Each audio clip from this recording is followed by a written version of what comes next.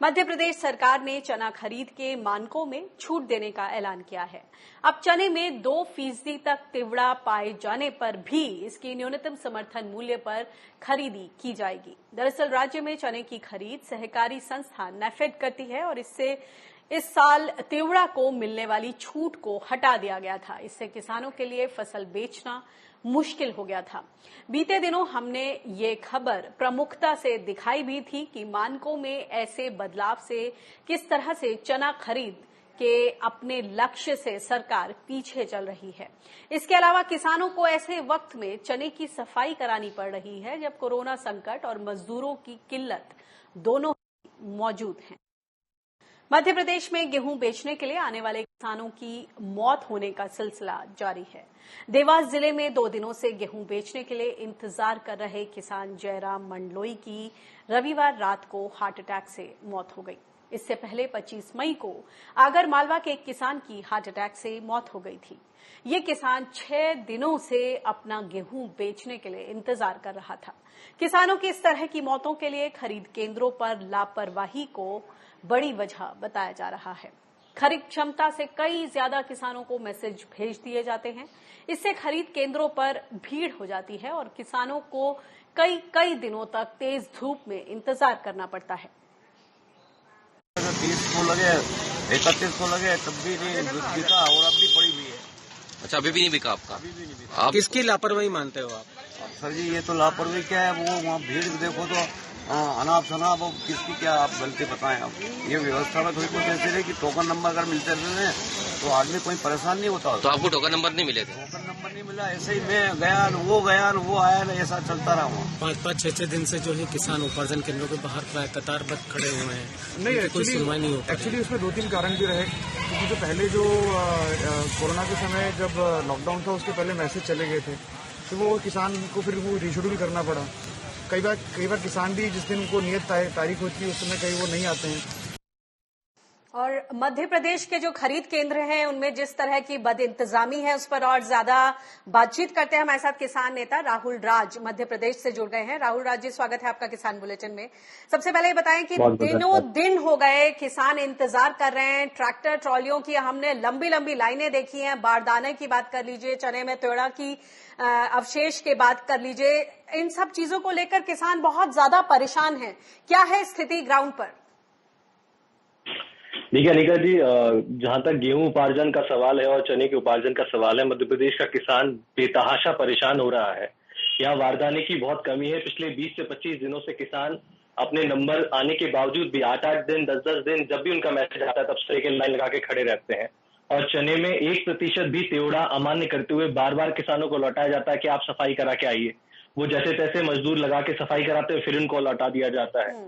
फौजी तौर पर कृषि मंत्री ने कल घोषणा की है कि 2% तिवड़ा लिया जाएगा, लेकिन सोसाइटियों में बात करने पर कोई भी पुख्ता जो दस्तावेज हैं उनको नहीं दिए गए हैं। तो किसान तपती धूप में बिना पानी, बिना किसी भोजन के अपनी बारी का आज भी इंतजार कर रहा है। और सोसाइटियों का हाल ये है कि जो किसान उसमें आ चुके हैं, जिनके मतलब कैंपस में जो आ चुके हैं, उसके अतिरिक्त अब वो किसी को और आने भी नहीं दे रहे हैं कि भाई आप जो ऊपर से आदेश आएगा तब देखेंगे। तो ऐसे में मुझे नहीं लगता कि किसान जो शेष रह गए हैं उनकी खरीदी हो पाएगी। और ये बहुत बड़ा छलावा है। जिस प्रकार के ऐड हम टीवी पे देख रहे हैं, जो सरकार के प्रायोजित चैनलों पे आते हैं कि बहुत अच्छी खरीद हुई है, बहुत अच्छा ये हुआ वो हुआ, तो किसानों की मेहनत से सब कुछ अच्छा हुआ, लेकिन सरकार द्वारा कुछ भी अच्छा नहीं किया जा रहा है। सरकार, जैसे कि आप बोल रहे हैं, वो तो दावे करे कि 124 लाख मीट्रिक टन हमने खरीदी कर ली है और कुछ 15 लाख किसानों से लिया गया है, खरीदी प्रोक्योरमेंट हुआ है, कुछ 13 लाख से ज्यादा किसानों को भुगतान भी हो गया है। सच्चाई क्या है? अनिका जी, सच्चाई ये है कि जिन किसानों का आज से 40 दिन पहले तुलाई हुई थी उनके खातों में पैसा नहीं आया है। और मैंने आपको पिछली बार भी बताया था कि जो तुलाई के साथ पैसा काटा गया है उसकी हालत ये है कि किसान को आपने एक पर्ची दे दी कि 70,000 में से आपका 40,000 यानी लगभग 50% काट लिया गया है। काटने के बाद जब वो व्यक्ति सोसाइटी में जाता है और कहता है साहब अब जो बचा हुआ पैसा निकाल लेता हूं, तो सोसाइटी से ये कहती है कि जो आपका पैसा काटा गया है वो बैंक में मतलब सोसाइटी में भी नहीं आया है, तो आप पहले जमा करिए, फिर आएगा तो आपको निकाल के दे देंगे। यानी किसान के हाथ में जो वास्तविक पूंजी लगनी चाहिए उसमें से 1 रुपया भी उसे नहीं मिल पा रहा है। और पिछले सरकार की कर्ज माफी का जो झोल अभी तक बना हुआ है, जिन किसानों का 1,70,000 माफ हुआ वो सर्टिफिकेट लेके घूम रहे हैं, उनका पैसा वापस चला गया आप बोल रहे हैं। वही बैंक है जो कल तक कहते थे आपका माफ हो गया है, अब वही बैंक कह रहे हैं कि आपको पैसा जमा करना है। तो किसान इस बारे में इतना परेशान है कि वो पैसा जमा ना करे तो वो डिफॉल्टर, पैसा उसे ना मिले तो उसके घर वालों को खिलाने के लिए पैसा नहीं। तो जो राहत सरकार की तरफ से होनी चाहिए वो बिल्कुल नहीं है, और सरकार चुनाव में इतनी व्यस्त है कि किसी भी बात पे स्पष्ट रूप से ना मुख्यमंत्री बोलते हैं ना कृषि मंत्री बोलते हैं। बस वो जो चुनावी एक भाषण होता है उसकी प्रकार से बैठ के वीडियो कॉन्फ्रेंसिंग कर देते हैं, जिसमें मध्य प्रदेश के गरीब किसानों को कुछ समझ में नहीं आता है। और अभी हम ये भी सुन रहे हैं कि एक और किसान भाई की वहां मौत हुई, ये दूसरी मौत इन पिछले कुछ दिनों में, क्या कहेंगे? जी देखिए, बड़ा दुर्भाग्यपूर्ण है अनिका जी कि तुलाई का बड़ा बड़ा दावा सरकार कर रही है और उसमें किसान एक हार्ट अटैक से मर गया, दूसरा किसान अभी उसकी मृत्यु हुई। मेरी पूरी शोक संवेदना उनके परिवार के प्रति है। और 6 जून को मंदसौर गोलीकांड की बरसी भी आने वाली है। ये वही गोलीकांड है जिसमें किसानों अपनी हक के लिए मांग रहे थे और सरकार ने गोली चलाई थी, और ये वही शिवराज सिंह जी है जिन्होंने किसानों पर गोली चलाई थी। दुर्भाग्य हमारे मध्य प्रदेश का ये है कि किसान मर जाए तो भी सरकार को कोई परवाह नहीं है। किसानों के मरने के उपरांत भी सरकार ने डेट जरूर बढ़ाई है खरीदी की, लेकिन वारदाना नहीं है।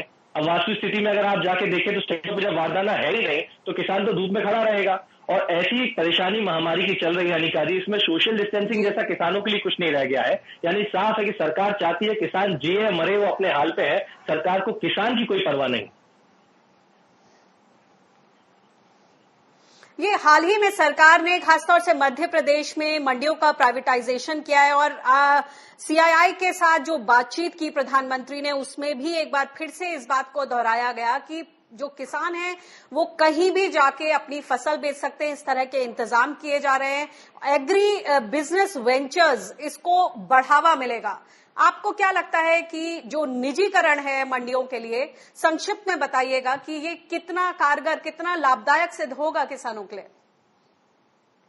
अनिका जी, निजीकरण मंडियों का सीधा सीधा किसानों की लूट का एक प्रयोजन है, जिससे केवल सरकारों को मोटा कमीशन और उनकी पार्टियों को मोटा चंदा मिलेगा।